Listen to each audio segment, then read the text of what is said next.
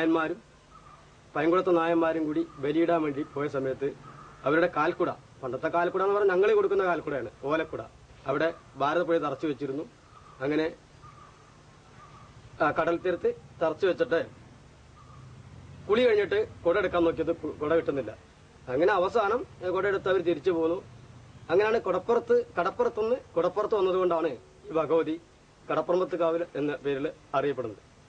പിന്നെ ഇവിടെ ഞങ്ങൾക്കുള്ള ബന്ധം എന്ന് വെച്ചാൽ ഞങ്ങൾ ഇത്രയും കുടുംബങ്ങൾ താമസിക്കുമ്പോൾ ഞങ്ങൾ ഇന്നും താമസിക്കുന്ന ഈ സ്ഥലം 3 ഇടങ്ങഴി എള്ളുവിത്തിനുള്ള സ്ഥലം എന്ന രീതിയിൽ പണ്ട് കടപ്പുറമ്പത്ത് കാവ് ദേവസ്വം അല്ലെങ്കിൽ അന്നത്തെ ആരായിരുന്നു അതിന്റെ അധികാരികളെങ്കിൽ അവർ പതിച്ചു തന്നതാണ് ഞങ്ങൾക്ക്.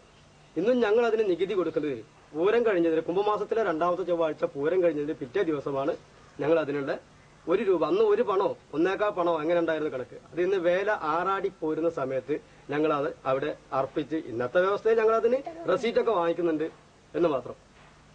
അതോടൊപ്പം തന്നെ ഇന്നും ആ പഴയ വിളിയുടെ ഓർമ്മയിൽ ഇപ്പൊ നമ്മൾ നേരത്തെ കണ്ടു, മീതെ ഒരു അമ്പലം കണ്ടു, താഴെ നടുമുറ്റം, ഈ 2 അമ്പലത്തിൽ നിന്നും കൂടി ഞങ്ങൾ അവിടെയാണ് സംഗമിച്ച് അവിടെ നിന്നാണ് വേല പുറപ്പെടുന്നത്. അവിടെ ഒരു കോട്ട കണ്ടു, ഭഗവതി ചേനൻ, അതായിരുന്നു അത്ര ഞങ്ങളുടെ ആ പഴയ പൂർവികൻ. അയാളുടെ പേര് വിളിച്ച് ഇന്നും വേല കുറിക്കും. കുംഭമാസത്തിൽ ആദ്യത്തെ ചൊവ്വാഴ്ച വേല കുറിക്കാൻ വേണ്ടി ഈ ഊരാളന്മാര്, നേരത്തെ പറഞ്ഞ ആ നായന്മാരുടെ കുടുംബത്തിലുള്ളവർ ഞങ്ങളുടെ പടിയിൽ വന്നിട്ട് വിളിക്കും, ഭഗവതി ചേന, ഭഗവതി ചേന, ഭഗവതി ചേന. ആ വിളിക്കുമ്പോൾ ആ വിളി കേൾക്കാൻ വേണ്ടി ഞങ്ങൾ കൂട്ടമായിട്ടിരിക്കും. അവിടെ വന്ന് ആ 3ാമത്തെ വിളിക്ക് ഞങ്ങൾ വിളി കേൾക്കുന്നു. വിളി കേട്ടതോടുകൂടി ഞങ്ങളുടെ വിളിച്ചപ്പാടുമാര് വാളും ചിരുമ്പും കൂറപ്പെട്ടൊന്നും അണിയാതെ കണ്ടിട്ട് ഞങ്ങൾ ഉപയോഗിക്കുന്ന മരം, ചെണ്ട, ഇലത്താളം, ഇത്രയും കുഴല്, ഇത്തരം വാദ്യങ്ങളായിട്ട് ഞങ്ങൾ നേരെ ഇറങ്ങി അമ്പലത്തിലോട്ട് ചെല്ലും. അപ്പൊ ഞങ്ങൾ ശബ്ദം കൊട്ടുകയോ പാടുകയൊന്നും ചെയ്യില്ല. അവിടെ ചെന്നിട്ട് അവിടെ എത്തിയതിനു ശേഷം അവിടെ ഞങ്ങൾക്ക് പ്രത്യേക ആലുണ്ട്.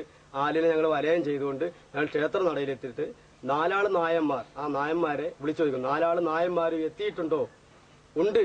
3ാമത്തെ വിളിക്കാറുണ്ട് എന്ന് പറഞ്ഞാൽ ഞങ്ങള് കൊല്ലത്തെ പോലെ വേല കൊട്ടി കൂറ തൂക്കല്ലേ എന്ന് പറയും. അങ്ങനെ ആ കൂറ തൂക്കും.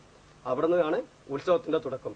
അങ്ങനെ ഞങ്ങൾ പിന്നീട് കുളിക്കാൻ വേണ്ടി പോവാണ്. കുളിക്കുന്നത് ഭാരതപ്പുഴയുടെ ചെങ്ങണകുന്ന് ഭാഗത്തല്ല, പ്രത്യേക അതിന് കുറച്ച് കൊടപ്പാറ അമ്പലത്തിനോട് അടുത്തുള്ള ചീക്കല്ലിൽ എന്ന് പറയുന്ന സ്ഥലത്ത് പോയിട്ടാണ് ഞങ്ങൾ കുളിക്കുന്നത്. അവിടുന്ന്